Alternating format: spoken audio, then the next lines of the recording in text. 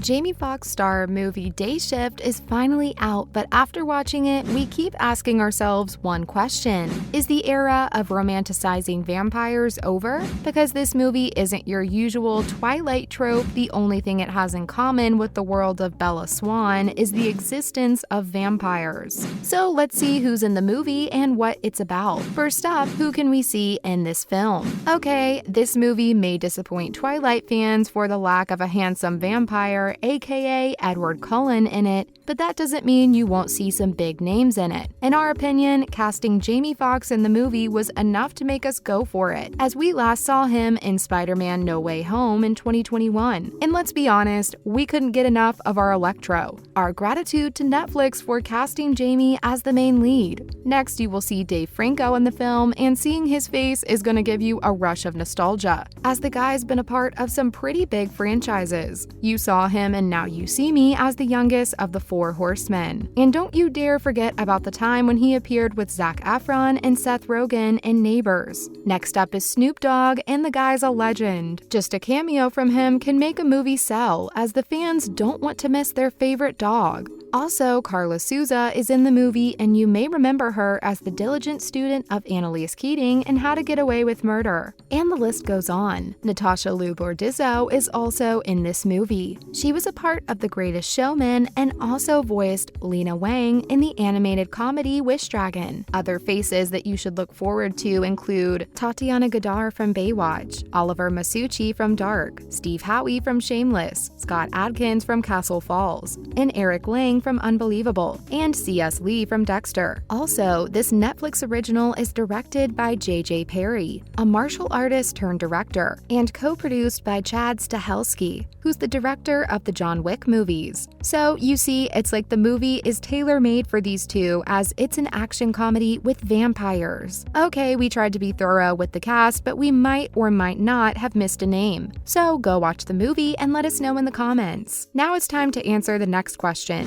What's the movie about, and what are all these A-list celebrities playing? Day Shift is not your typical girl meets boy, finds out he's a vampire, or whatever the Vampire Diaries is about. It's about you seeing a vampire and killing it. You know, more like real-world-ish. So our boy Jamie plays Bud Jablonski, who cleans pools during the day and wants to prevent his daughter and wife from selling their house. But behind all this Clark Kent persona, he hides his actual job, in which he hunts vampires and earns by delivering their fangs. Whoa, sounds like one hell of a job. According to the trailer, he's no longer part of a mysterious organization that kills vampires, but he's trying to rejoin it. Next comes the role that we're looking forward to. Dave Franco plays Seth, and Seth is there to be the Kevin Hart to our Rock, aka Bud. Seth follows Bud like a shadow, so that he can see whether Bud can rejoin the organization or not. But the interesting part is that Seth is a softie, and his face in the trailer is the reason we're gonna watch the movie. Next comes our Snoopy, who plays the role of Bud's friend, Big John Elliott, who is convincing him to rejoin the Vampire Hunters Union. The debutante director, J.J. Perry, said that the role of Big John Elliott was written after his platoon sergeant, who was similar to Snoop in appearance, and he convinced Snoop to play the role by promising him that he'd be playing an action hero. He also told him that he didn't want to cast Snoop Dogg. Instead, he wanted Calvin Broadus, and according to Perry, that did the trick, as everyone usually hired him to be that pot-smoking West Coast guy. So here's your chance to see Snoop Dogg in a different persona. Now, would there be a vampire movie without a vampire? No, and Karla Souza makes sure of that. She plays the main villain who hides her fangs behind the image of the most influential real estate agent. But she wants to build a kingdom for her fellow bloodsuckers, and that's why she acquires houses and inflates their prices. Also, Bordizzo plays a vampire, but that's the only thing we're going to tell about her character. Now, let's hear about the action part of the movie. The trailer said that it was from the guys that taught John Wick how to kick ass, and that was a promising intro. Perry started his career as a stunt double, and then he became a stunt coordinator. These experiences gave him all that he needed to direct this action film. Perry said he prepped for that movie so hard and ended up with 65 setups. His preparation came in handy when they were shooting the fight scene in the grandma's house.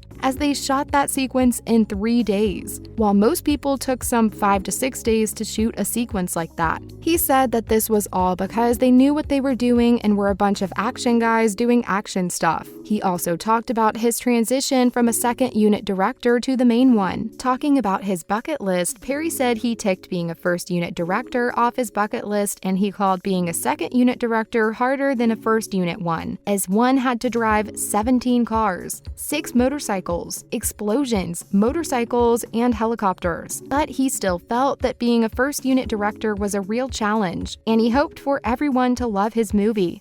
Dizzo praised her director and said that he was very visual, as you immediately knew what he wanted, as he was very snappy. He called his team a military-like stunt team. Now, time to see what the critics say. The movie was released on the 12th of August 2022, and since then, critics and fans have been on different pages about it. According to the critics, the movie looked like something scripted by a computer. They said that the movie looked as if someone added the phrases like buddy cops, vampires, and John Wick into the machine, and made a film out of the screenplay that got spitted out. Oops, that's pretty insulting. While the critics praised the performances of the actors, it was the plot that couldn't sweep them off their feet. They called it a passable popcorn entertainment that succeeded with its action but was a hodgepodgey mess. Fans disagreed with all the critics and made Day Shift a #1 movie in 79 countries on its first day of release. It still has maintained its position in many countries as the #1 movie. Now time for some other news. First up, Snoop Dogg launched his own wine. Snoop Dogg shared a picture with Martha Stewart on his gram and promoted the wine that he launched together with the lifestyle guru.